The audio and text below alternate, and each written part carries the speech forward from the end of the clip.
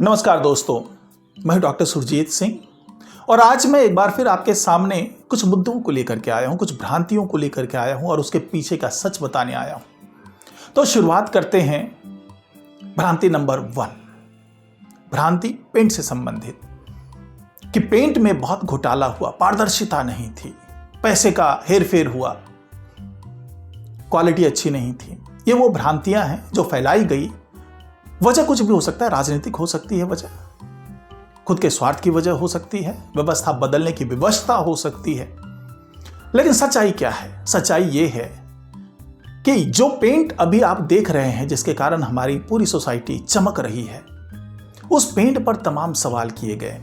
और इस पेंट को कराने के लिए जो पिछली कार्यकारिणी थी, मतलब ये जो पिछले 2-3 साल से जो कार्यकारिणी चल रही है, उससे पहले की जो कार्यकारिणी थी, उन्होंने भी गंभीरता दिखाई। उन्होंने भी एक पेंट कमेटी तैयार की और उन्होंने भी कोटेशन मंगवाया।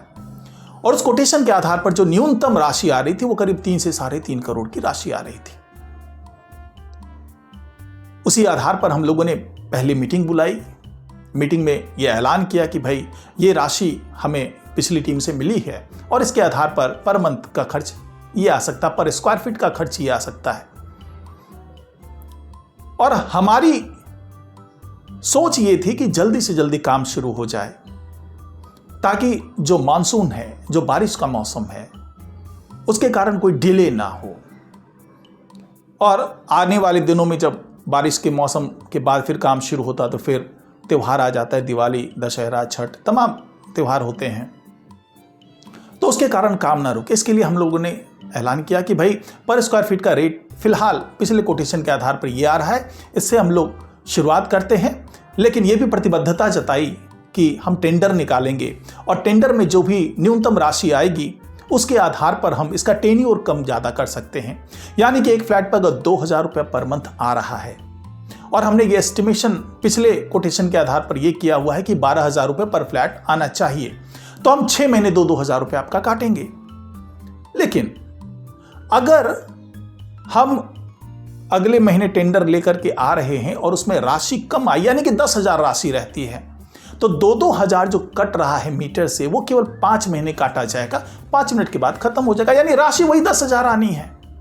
लेकिन लोगों ने इसका प्रचार ऐसे किया कि पहले ज़्यादा राशि बताई थी, बाद में कम कर दी। कम तो होना ही था भाई साहब, क्योंकि हम लोग ईमानदारी के साथ काम कर रहे थे, हम लोग टेंडर के माध्यम से काम कर रहे थे, हम लोग एक एक इंच की नपाई करके कर रहे थे। क्योंकि जब एस्टिमेशन लेने की बारी आई तो पेंट कंपनी को पूरे सोसाइटी का एरिया चाहिए था, तो ये एरिया कैसे मिलता?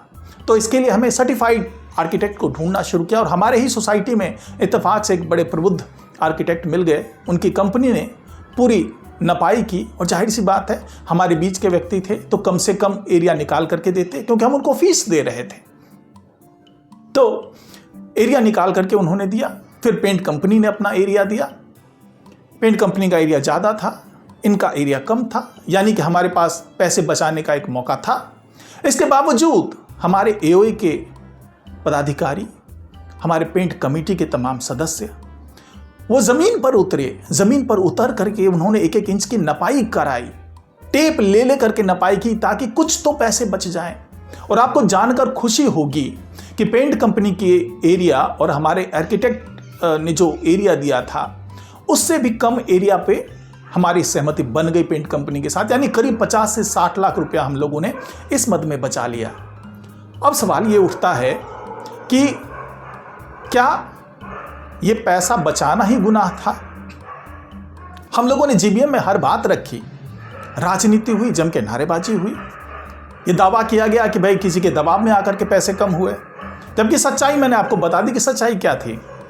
अब उसके बाद जब टेंडर निकला, सब कुछ हुआ, कम पैसे पे हम लोगों ने 1.79 CR यानी कि 1,79,00,000 रुपए पर बात बन गई। अब सोचिए कि लगभग आधी लागत पर, जो कि पिछली कार्यकारिणी ने हमें दिया था, उससे आधी लागत पर लगभग ये काम होना था।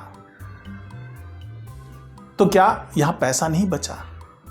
और हमने क्वालिटी से कोई समझौता नहीं किया, क्योंकि हमने अपने टेंडर डॉक्यूमेंट्स में जो पैरामीटर्स दिए थे वो क्वालिटी के लिए ही दिए थे।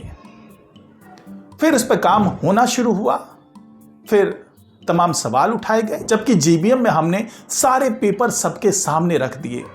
हमने पीपीटी प्रेजेंटेशन के माध्यम से सारे पेपर को सामने दिखाया।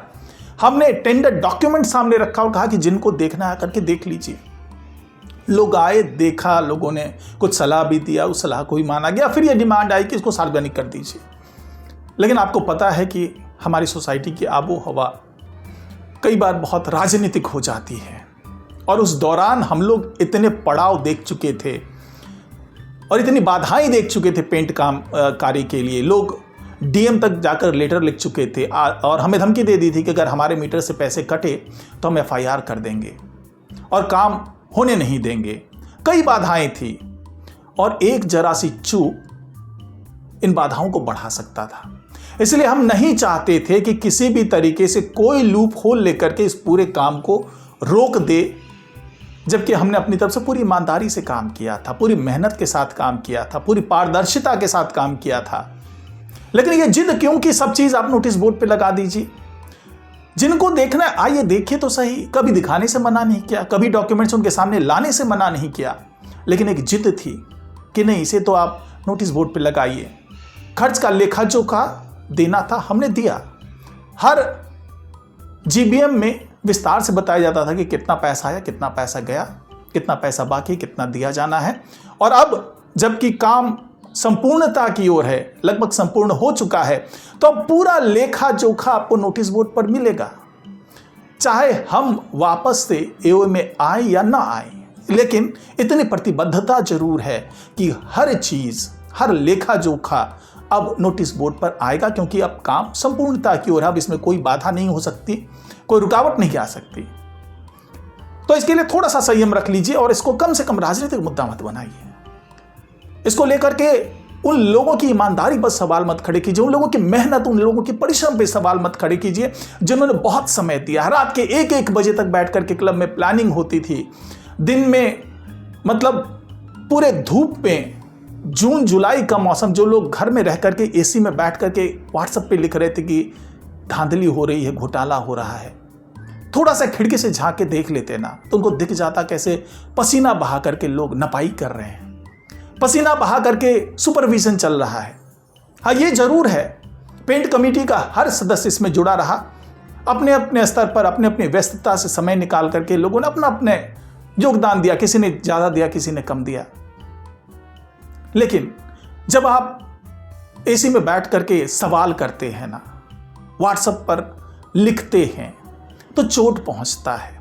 लेकिन इस दौरान बहुत से सक्रिय निवासी थे जिन्होंने बड़े वाजिब सवाल पूछे, वाजिब जो कमियां हैं उसके बारे में बताया, और उससे बहुत फायदा भी हुआ हमें।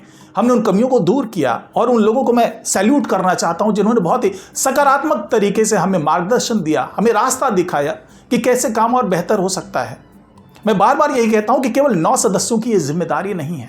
9 सदस्य आपके साथ साथ चलेंगे, आपके सकारात्मक कार्यों को करवाने के लिए, आपके सकारात्मक सोच को और बेहतर तरीके से उसका निष्पादन कैसे हो उसके लिए आपके साथ हैं।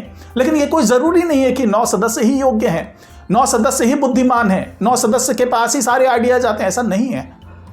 सभी लोग यहाँ पर हैं, प्रबुद्ध लोग हैं, जो व्यस्तताओं के कारण हो सकता है कि संस्था में नहीं आ पा रहे हों, लेकिन उनके कई आइडियाज़ हैं। हम लोग जब चुनाव प्रचार में जाते हैं तो कई आइडियाज़ हमें सुनने को मिलता है, और हम उनका हर तरीके से पालन करवाने की कोशिश करेंगे अगर हम चुन करके आ जाते हैं तो कुल मिलाकर के सवाल बहुत से हैं, जवाब भी आपको दिए जाएंगे। संपूर्णता की ओर है पेंट का काम, और हर चीज़ का जवाब दिया जाएगा आपको।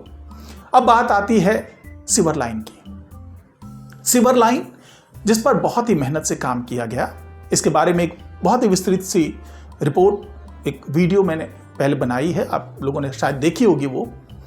कुल मिलाकर के उस पर जो भ्रांति फैलाई गई कि ये काम कुछ लोग करवा रहे हैं, मतलब कुछ वो लोग जिनका दूर दूर तक पता नहीं है इस मामले में, घर में बैठ करके कंप्यूटर पे 2-4 लेटर लिख करके तमाम संस्थाओं को भेज करके सोचते हैं कि भाई काम हमने ही करवा दिया। उनको पता होना चाहिए, अगर वो दावा करते हैं तो उनसे पूछिएगा कि वो फाइल नंबर क्या है जिसमें ये सारी चीज़ें चल रही है, वो एप्लीकेशन नंबर क्या है जिसमें ये सारी चीज़ें हो रही है? क्या आपने पेपर्स देखे हैं? क्या आपने मैप्स देखे हैं? क्या आपने सर्वे रिपोर्ट पढ़ी है? क्या आपने सर्वे करवाया है? क्या आप रेलवे के अधिकारियों से मिले हैं? तो ऐसा नहीं है। अगर मैं यहां पर लिख करके प्राइम मिनिस्टर को यह कह दूं कि आपको अमेरिका के साथ में इस तरीके से बर्ताव करना चाहिए, और बाद में मैं क्रेडिट लेने लगूं कि भाई देखिए मेरी चिट्ठी पर ही पीएम मोदी साहब ने जो है अपनी विदेश नीति बदल ली और अमेरिका के साथ में इतना अच्छा व्यवहार करने लगे या अमेरिका के साथ इनके संबंध सुधरने लगे।